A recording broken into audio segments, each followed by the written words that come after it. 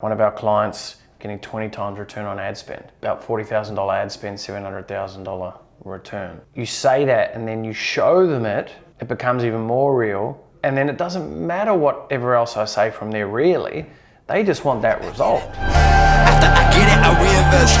After I get it, I reinvest. After I get it, I reinvest. Stack and put it back in it. We've been acquiring leads for him within his financial goal range, and we are about 38, 40 odd leads deep since the campaign started. So off the back of his last piece of communication and a little bit of bamboozlement, to be honest, Brett and I took it upon ourselves to just call 3 of the leads just to see what would happen. Yeah, well, look, a massive part of what we do here at Campbell Media Group is we want to go above and beyond. And it sort of goes without saying, you would expect that, but if it's not ingrained in your culture, in your community, or in your business, in your everyday life, then you're not going to be aware of those moments of where you should initiate above and beyond.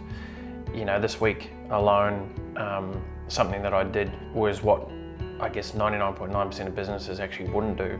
And I actually called the customer of our customer, right?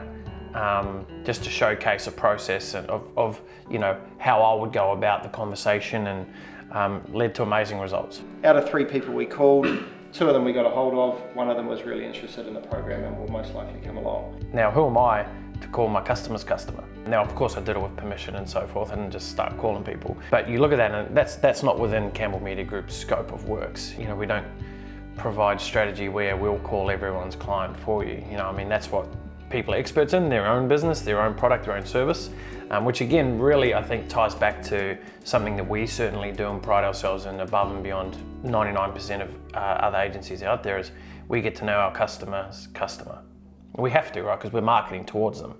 And when you understand your customer's customer, you understand the emotional buying points, you understand the psychographics of a person, it allows you to be able to communicate at a level that most people can only dream of communicating at. So we've been, as an agency, scrambling, believing that the strategy we put forward was not right. And the reality is there's only some things that are inside of our control.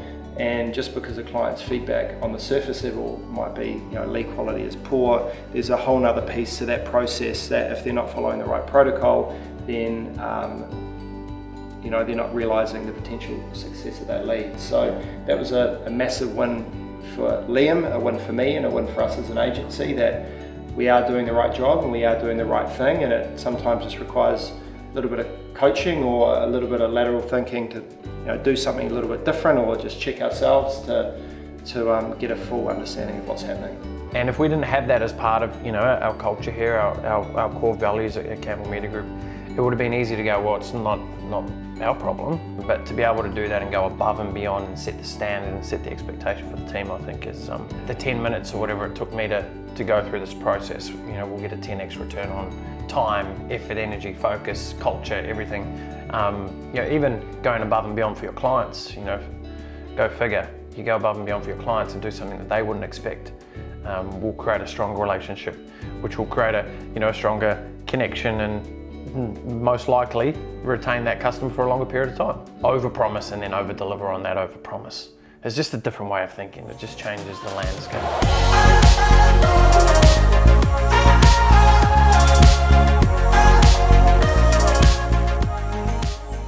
What we want to do is start to get up some case studies on our website, okay? So the reason that I picked you 3 specifically to assist with this is, 1, it's great for you guys as ads managers to look at the success you've had on the campaign level and at least document that, and that's kind of positive reinforcement. And Jake, because you contribute to the team creatively, and I think it would be great for you to step through how that creative component has really led to overall success for a campaign. I could talk about how good something is, but it's not until you show them the proof of the pudding.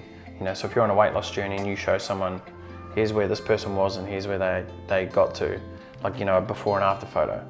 It speaks volumes. People go, okay, I can see. With our clients, I was talking to a group of business owners, e-commerce business owners in this case. I was sharing results how, one of our clients getting 20 times return on ad spend. About $40,000 ad spend, $700,000 return. You say that and then you show them it becomes even more real. And then it doesn't matter whatever else I say from there really, they just want that result. So when you can showcase how people have experienced and benefited massively from your products and services, I mean, it's been a tried and tested marketing strategy, sales strategy, whatever you want to put, whatever word you want to put to it, from day one. First of all, Tina, you did an amazing job with the company values, which, you know, we went through at the very start. It sort of felt like it was almost like a burden on my shoulders for a long time, going, it's all right having these words, it's all right knowing and remembering maybe one of the core values of the company,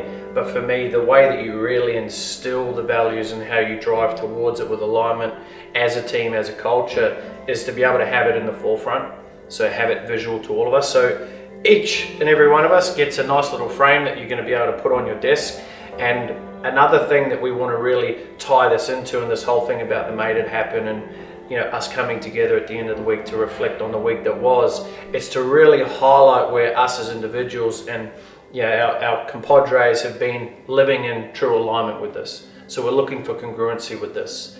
What that does is it does a number of things. One is it makes people now be conscious throughout the week of, oh, I think I'm going to pull off this right here, or, you know, like when I made that phone call out of the blue, you know, that's inspiring greatness. That inspires greatness. It's a representation of inspiring greatness. You know, take ownership is another one of our values. I took ownership of the situation and I did it. Whether we think it or not, we are always on the hunt for, oh, where could I potentially do this? Because it's sitting on everyone's desk. Everyone sees it all day, every day. And it also does, on the flip side of that, you know, it might make you hungry to want to get a shout out, because we all love shout outs, let's be honest.